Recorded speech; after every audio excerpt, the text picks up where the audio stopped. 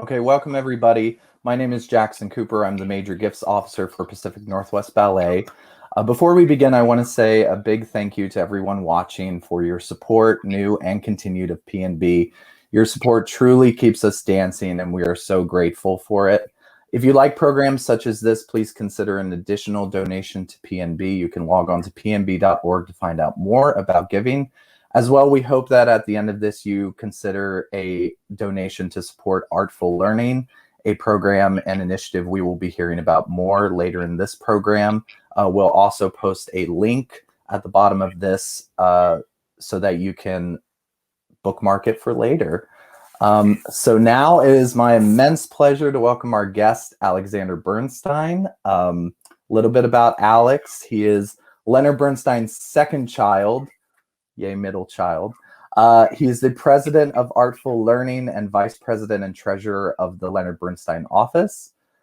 Alex has taught for 5 years at the Packard Collegiate Institute in Brooklyn, New York, first as a second grade teacher, then as a teacher of drama for the middle school. He has studied acting, performed professionally, and worked as a production associate at the ABC News documentary unit.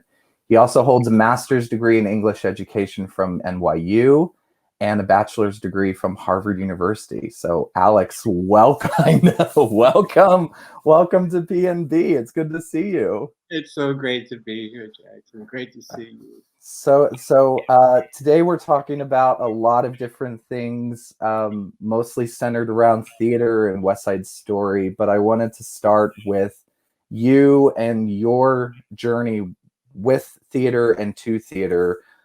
Your father is somewhat famous, somewhat in some circles, yeah. But what was your exposure to theater early on? Because your mother, Felicia, was an actress, right? She was. She wasn't acting a lot when I was a kid, but she was so full of theater in her being. And my parents and family and friends would always be making home movies and so on. So there was a lot of theatrical stuff going on, and a lot of pals coming by who were in theater. So I was definitely growing up around it, and wasn't. I was always shy, but wasn't really shy about being on stage. I mean, in camp, when I was like 7, 8, 9 years old, summer camp, I would be in shows. I played Oliver in a very abridged and awful production, The Devil and Damn Yankees, and so on. And this was sorry, go ahead. This is great. Yeah. I went to an all boys school in New York, private school, and we put on the first act of Our Town, and Okay. I played Emily. Oh my goodness. With absolute delight, and nobody made a fuss. It was really fun. I was gonna say you guys were doing what Greenwich Village Theater would be doing, years later. Yeah. You were very ahead of your time. But that's kind of beautiful though, an all male production of Our Town. That's kind of beautiful. Yeah. What summer camps did you go to? Did every summer camp have a theater component to it, or did you go to specific performing arts ones?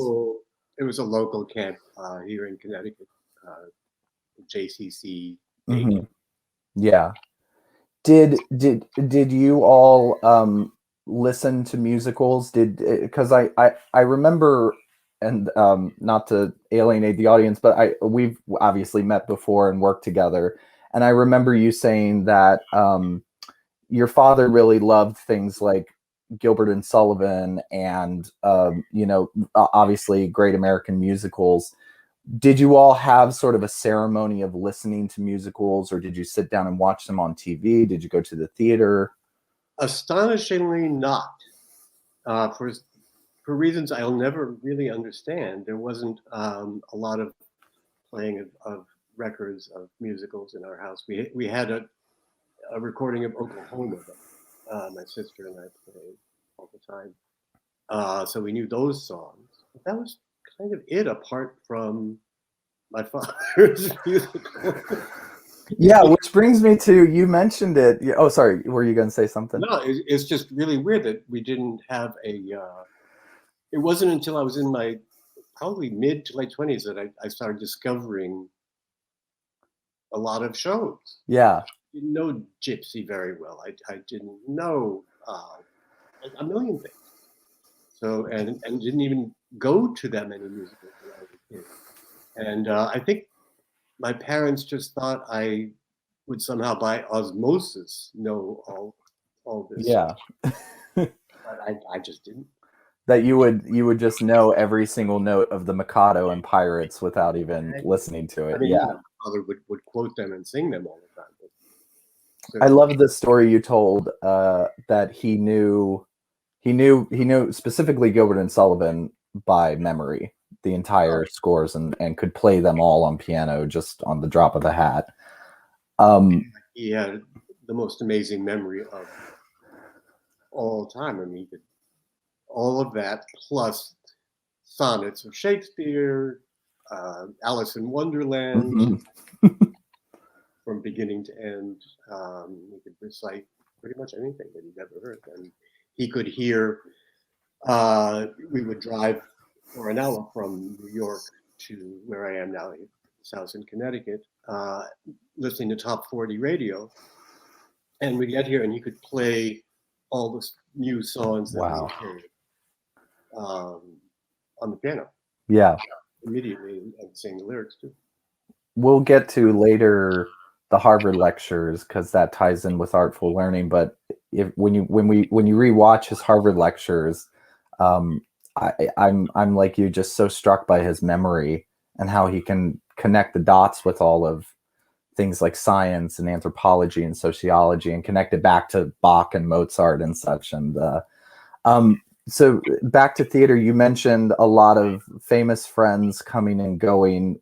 Were there, obviously Stephen Sondheim made an appearance since they wrote with West Side Story. Can you talk about Sondheim and like Lawrence and Comden and Green, those like golden age people? I mean, what do you remember of those visits? Okay, you want me to name drop?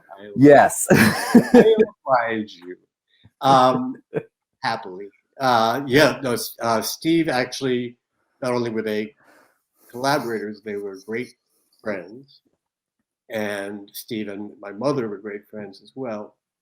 So he was around a lot, would come over for dinner all the time. And also he and my father were very competitive with puzzles, with British crosswords and playing anagrams. So there was a lot of Steve in our lives. Arthur Lawrence, not so much, but was around. Yeah. Jerry Robbins, of course, who was always really sweet to me. He wasn't sweet to everybody, apparently. Right. I never saw the dark side of Jerry, though I heard a lot about it. Oh my God, Mike Nichols was a great friend of my parents, especially of my mother, along with Dick Avedon, Richard Avedon, the photographer. So there were, lots of extraordinary, interesting, funny, amazing people who came in and out of our lives. Lillian Hellman, when I was when I was 4 or 5, we would rent a house in Martha's Vineyard for the summer, and Lillian Hellman was there, and so we would see her a lot there. My sister Jamie and I were always a little scared of Lillian.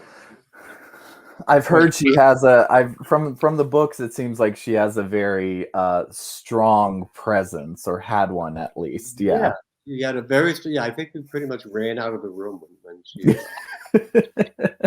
as did most people, I'm sure, who were in rehearsal rooms with her. She's the kind of person I feel could make grown men cry at the drop of a hat. Yeah. Did you? This is just last question about famous people who came and went. You had said you came to musicals like in your 20s and stuff. Did that also, like, that realization that those people were in your house? Did that come much later too? That's kind of the weight of going like, oh, Aaron Copland, I just hung out with him all the time, you know?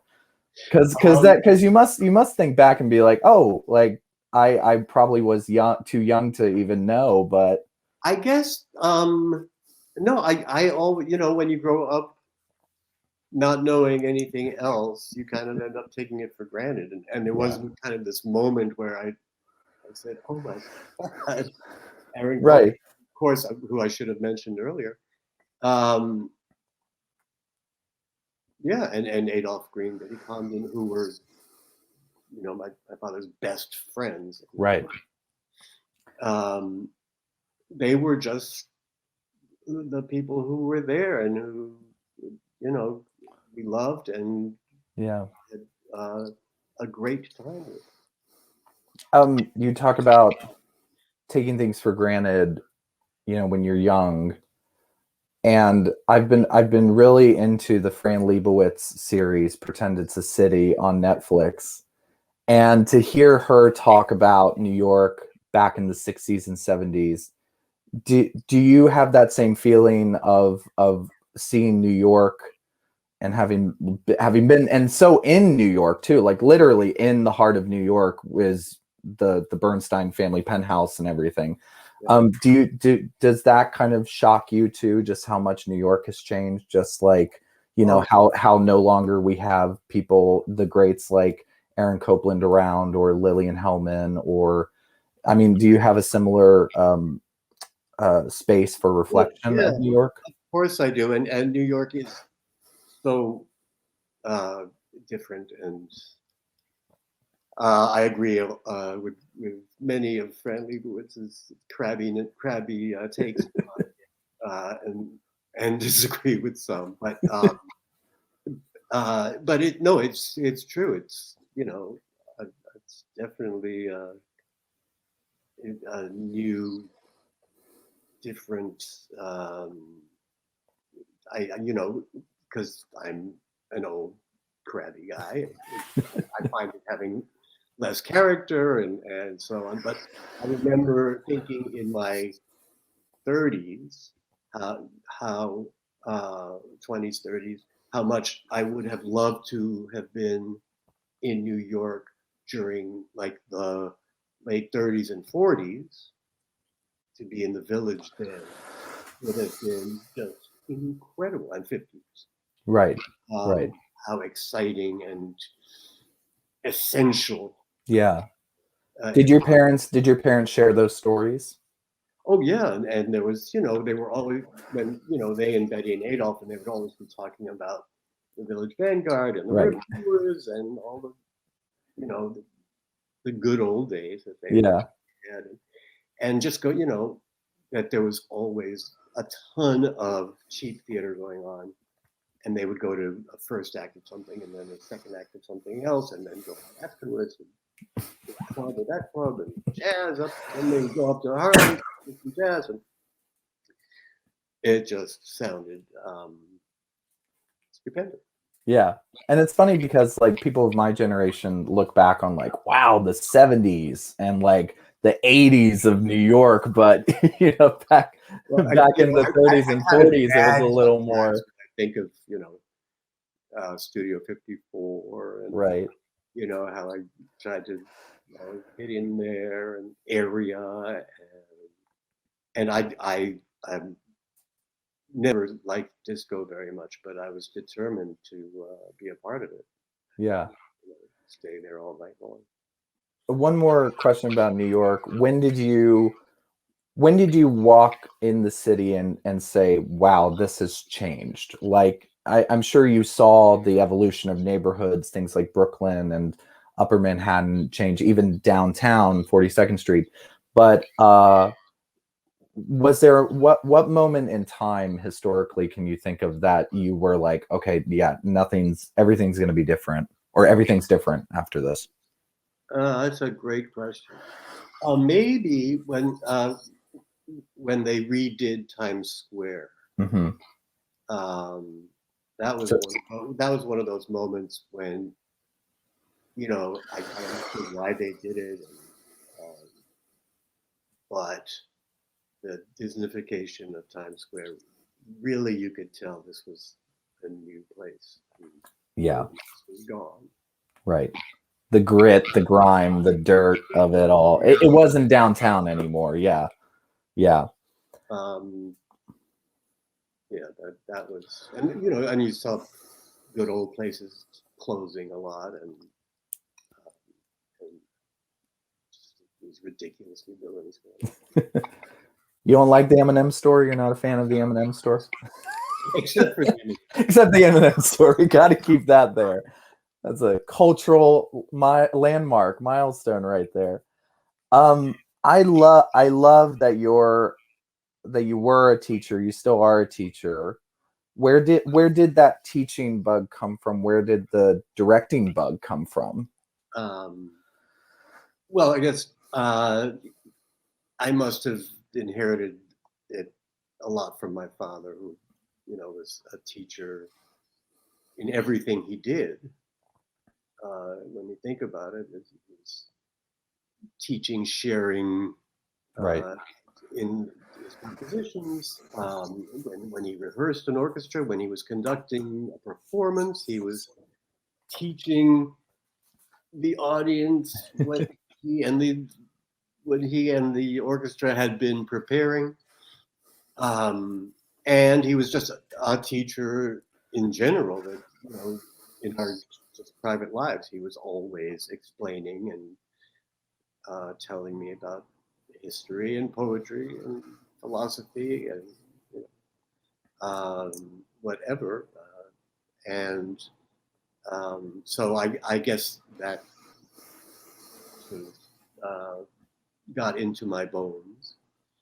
Uh, Does the impact of like the young people's concert, do you still look back on those because they were so famous, but when I was doing research for this, it struck me how revolutionary it was. I mean, even that a conductor, he really broke that conductor teaching the audience something and telling the audience what to look for, and specifically kids with television and stuff. I mean, do you still look back on a program like that and say, wow, that was it really was something else? absolutely unique, and it was a unique combination of factors that I don't think could ever be replicated because of the technology of the time. Yeah.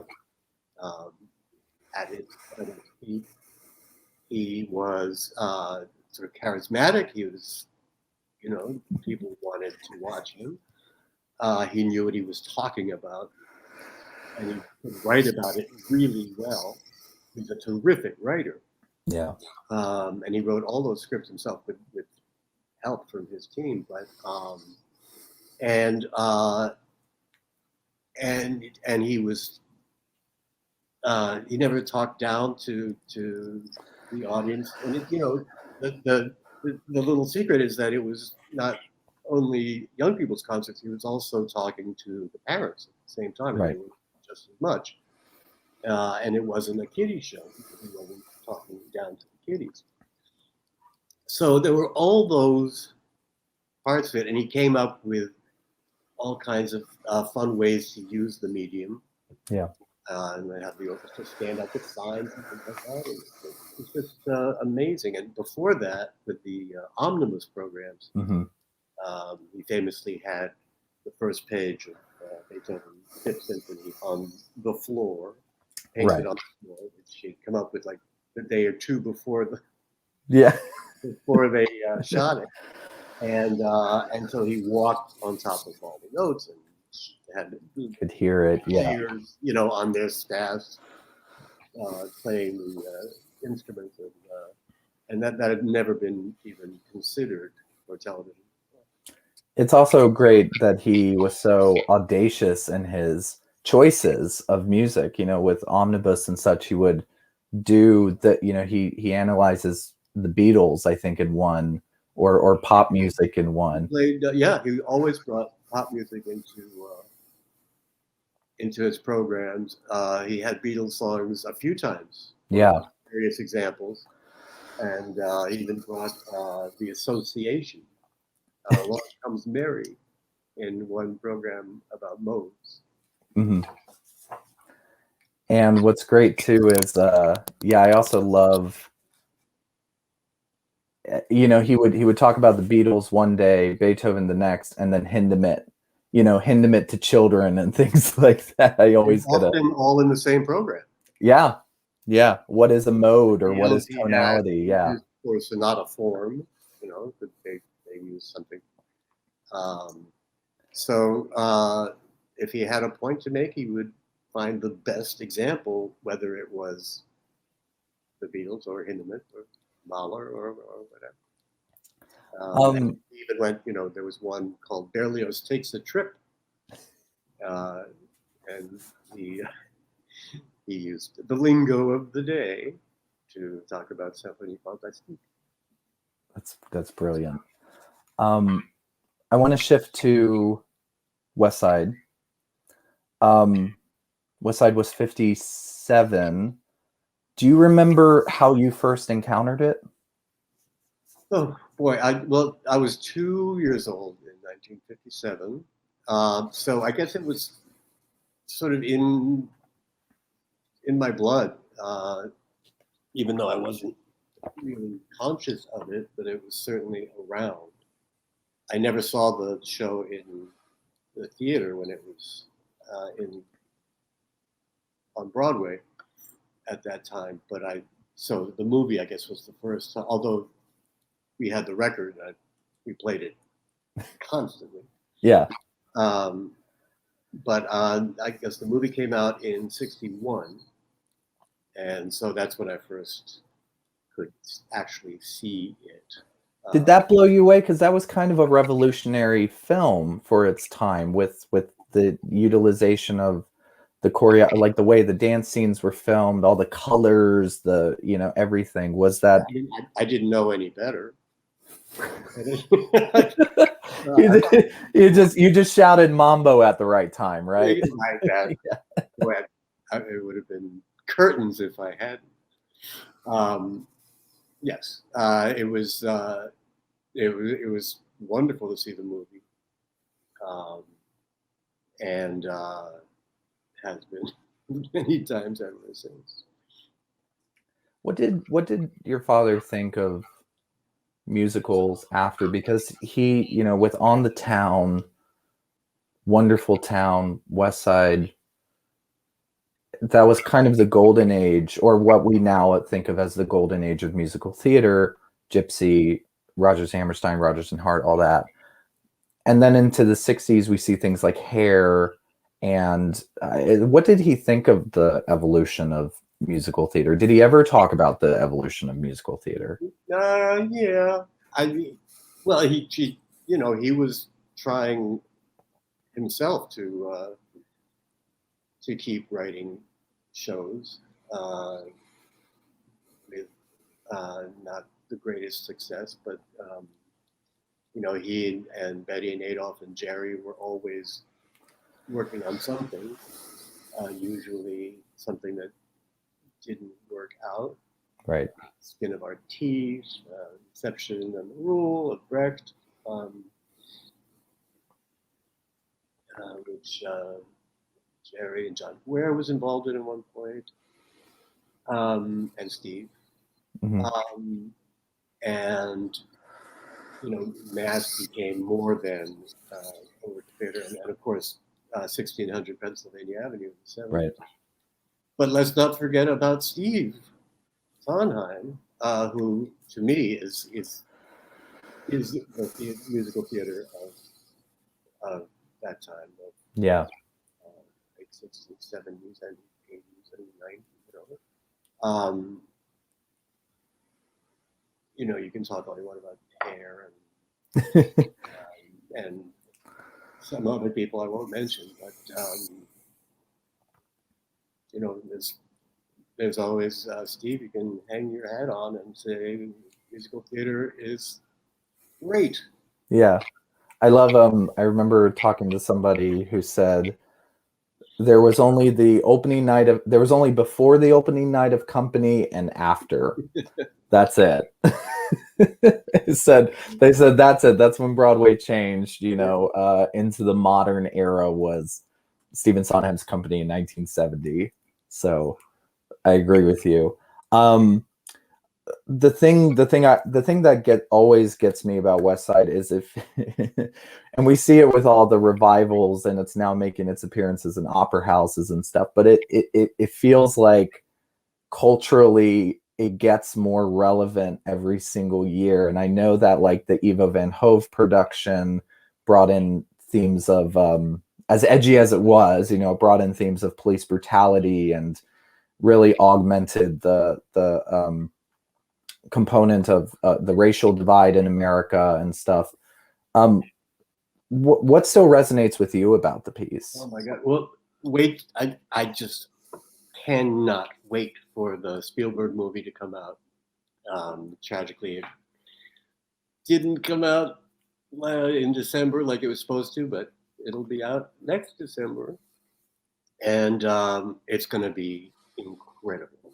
This cast is extraordinary. Everybody who worked on that is absolutely the best at what they do. Yeah.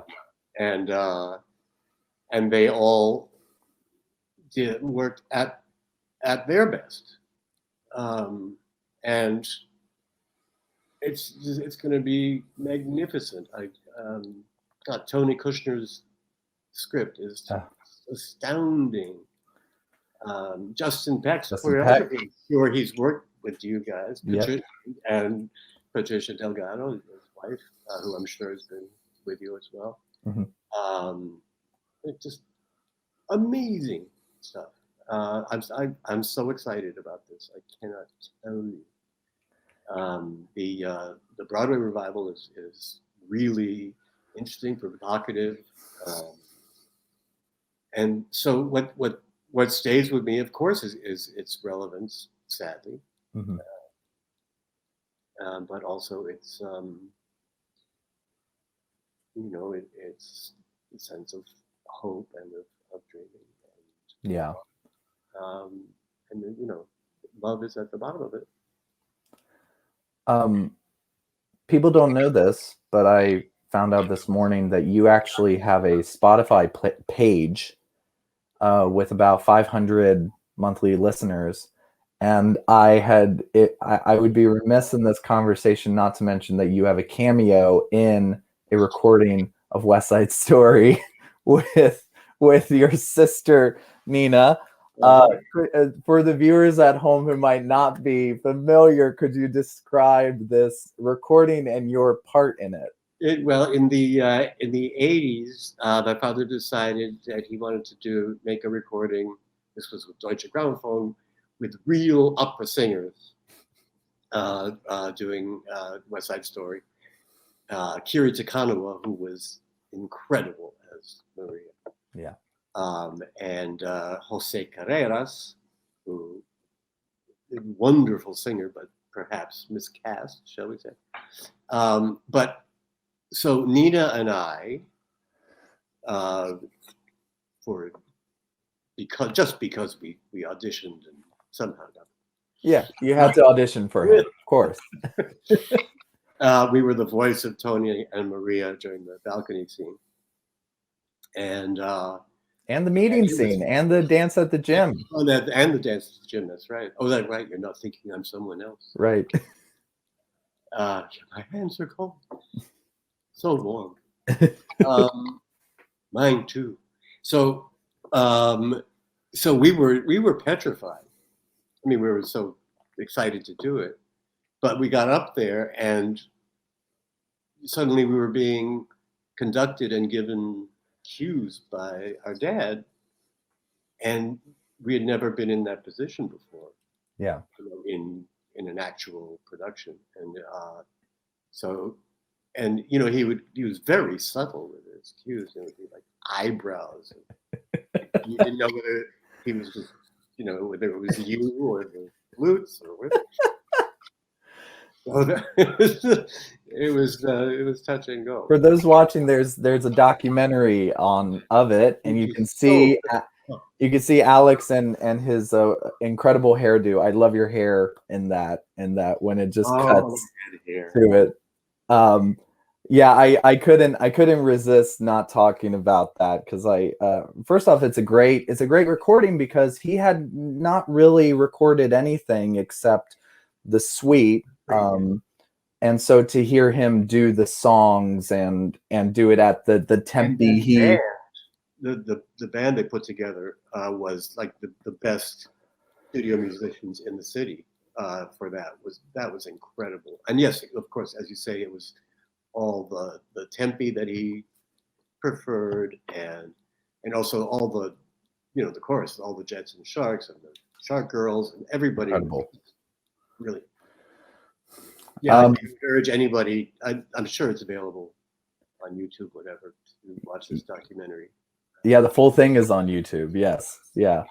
Um, so since we are at Pacific Northwest Ballet, I do want to talk. You had mentioned Robbins, and your father has had a very, very long relationship with him. I mean, I even in doing research for this, I forgot about things like the Dybbuk, and which is great. It's a very challenging piece, but it's so rewarding, and of course, Fancy Free, which turned into On the Town. Um, you said he was always nice to you. Do you remember your father ever talking about Jerry, or was he kind of still an enigma even to your father? Both.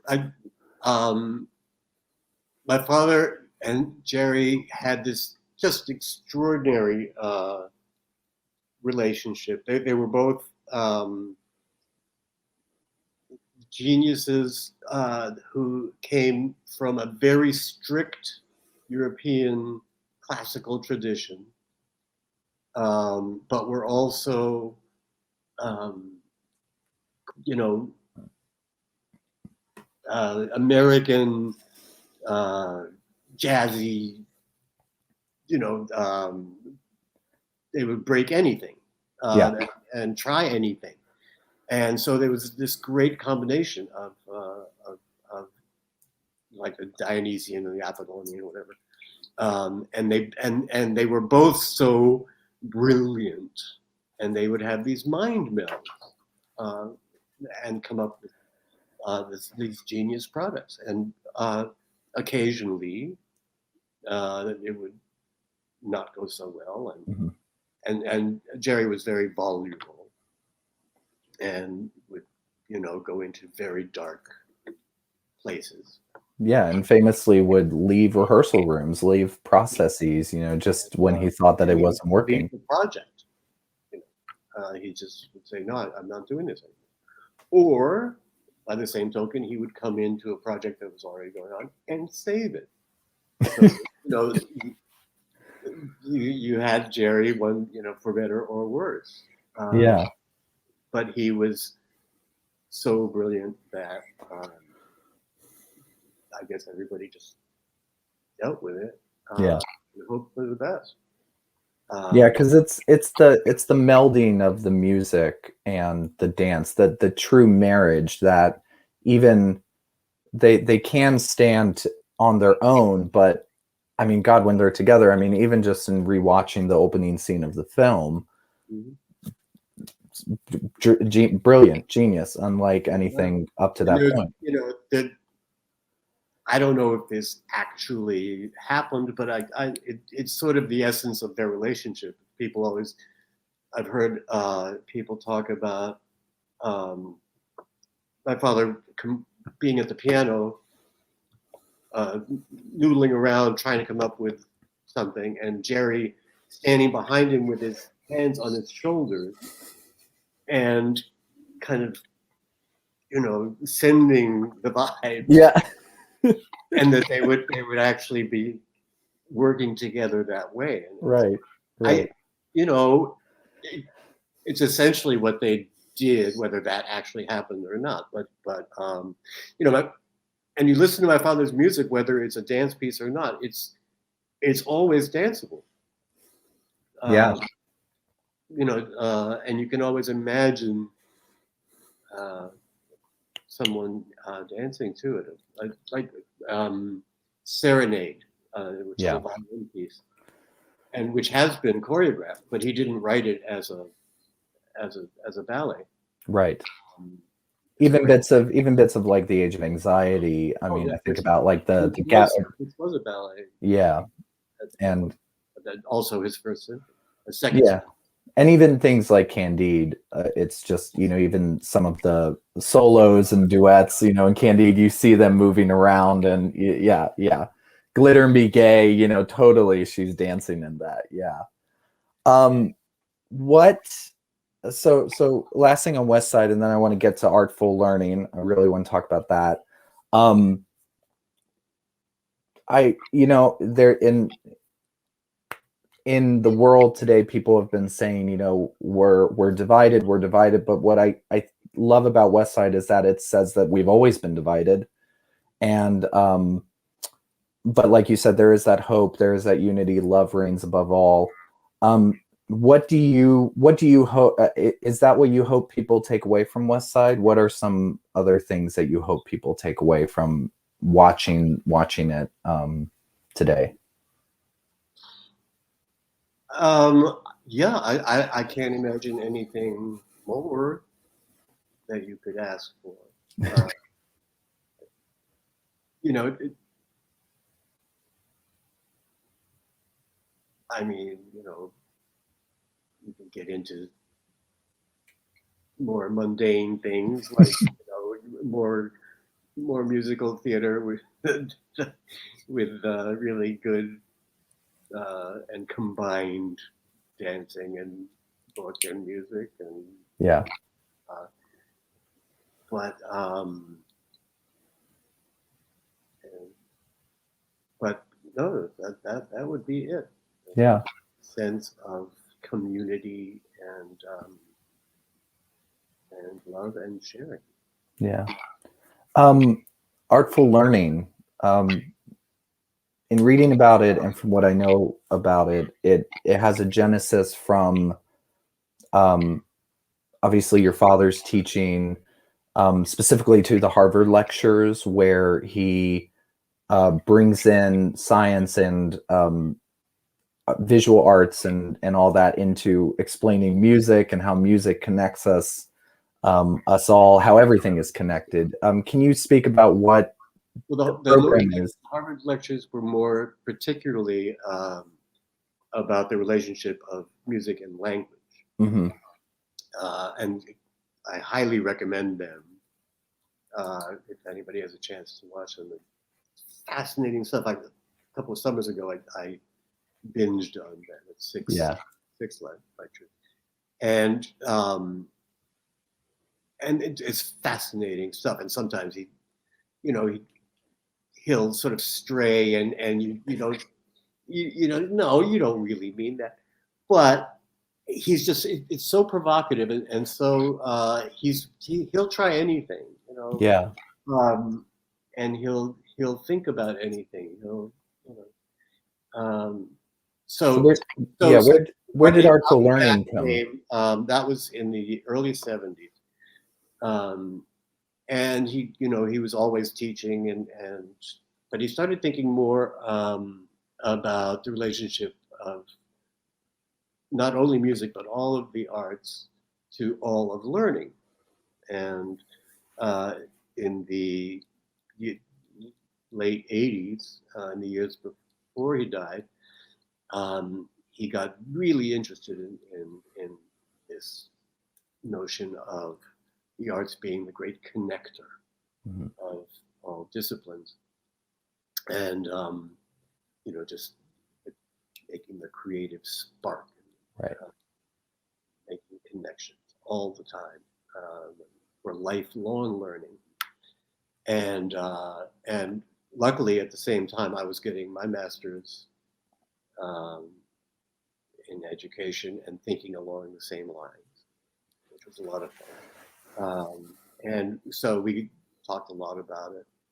And there was a group of really smart teaching artists in Nashville, Tennessee,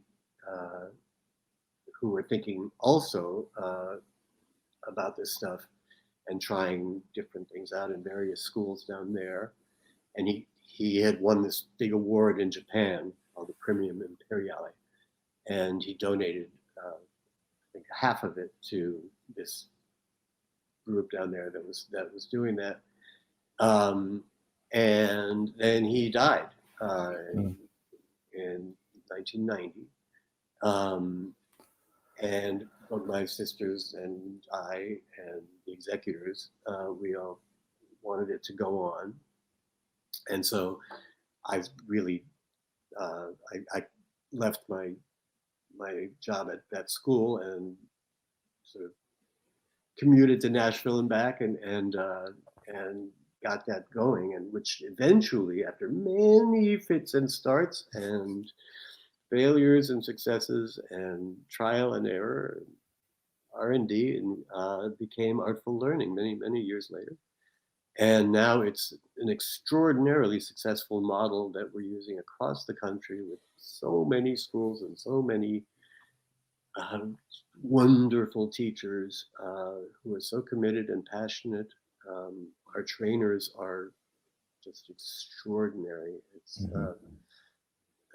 professional development, I guess, mostly training. Hopefully there are art specialists or artists, arts residencies that come in, but the arts are the great connectors of all the disciplines in the schools. Yeah. Everybody should go to artfullearning.org to learn the particulars of how it works and why. But it's just extraordinary to see teachers so excited and to have kids so engaged and who are able to go home and talk about what they learned with their parents with glee, and teachers collaborating with each other and not just being in their vacuum. It's an extraordinary program. Yeah, so important always, and even more important in the coming years as schools begin to reimagine how education is experienced. So you can imagine, how difficult it's been for the past year. And I have to say, the creativity and the passion with which our teachers and our trainers have dealt with it is just mind-boggling. Yeah. Using various apps and for distance learning and getting parents involved and communities involved, just incredible. And it's hard. It's brutal, but thrilling. It's not it's hard work, but when it's done with inspiration and creativity, it makes it all worthwhile rather than just doing the chores. Yeah. Well, so we're at the end of our interview, but we're not done. We're not done. Two more sections. One, just real quick question. I know we've talked about your father, but you mentioned Mass, and Mass and West Side to me are my favorite Bernstein, because there's just so much in Mass and there's so much in West Side. Do you have a favorite piece, a piece you revere or you go back to regularly? It's hard. No, it's whichever one I happen to be listening at that time. Yeah. On the Town comes up a lot. There's so much of On the Town, but so many great dances in that too. Yes, the dance music in that is hilarious. Yeah. And great. Yeah. And then finally, I like to end interviews with a questionnaire asked by the famous French television show host Bernard Pivot. So, Alex Bernstein, are you ready for the Bernard Pivot questionnaire? I'm not so sure. We'll see. These are fun. Don't worry. It's not. So, Alex Bernstein, what is your favorite word? Favorite word? I'm respect. What is your least favorite word? Least favorite word. Alarm. What turns you on? Shoe. Oh, I don't know. Music. Good music, good theater. Hopefully both together when it's really good and inspired. I don't know. What turns you off? Oh, Jesus.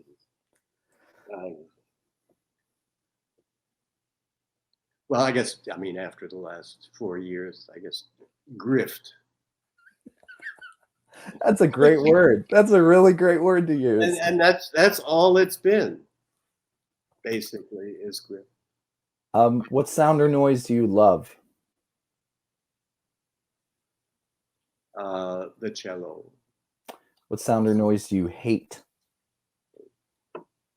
The oboe. No, just kidding. Yeah.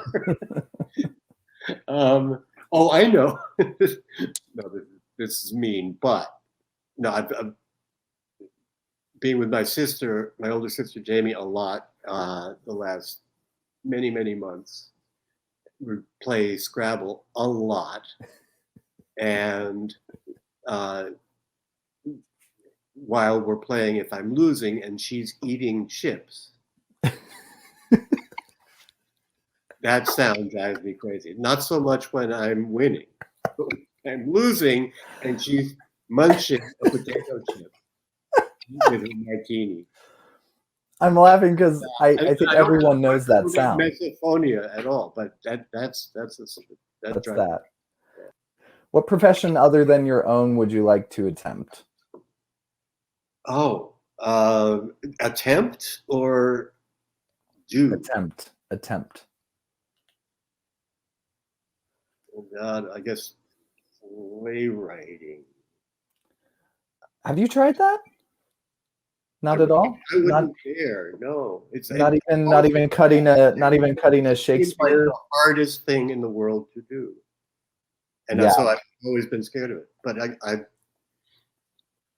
when you mentioned Comden and Green, and I'm always amazed when I turn on Turner Classic Movies and there's a great musical, and I go, "This is really funny," and I look it up, and it's Comden and Green. It's they're so funny. It's so goofy. So goofy. Gosh, Bells Are Ringing was on the other day, and I was like, this has no point. It's so goofy, and it's okay. It's okay. It's Comden and Green. Susannaphone. Like Suzanne's the phone. It was like, it's so goofy. How do you think of this? Okay, what profession would you not like to attempt? Boy, yikes, most of them. I maybe lawyer. Not that, I mean, some of my best friends. But I think I would be so bad at it. Okay. Yeah. So that's probably it. And then finally, if heaven exists, what would you like to hear God say when you arrive at the pearly gates? Welcome. How about I've got just the part for you. I love that. And with that, thank you, Alex Bernstein. It was as always, it's such a pleasure. And again, we hope you'll come back and talk to us more. So thank you for being here. Great to see you, Jackson. You too. Bye.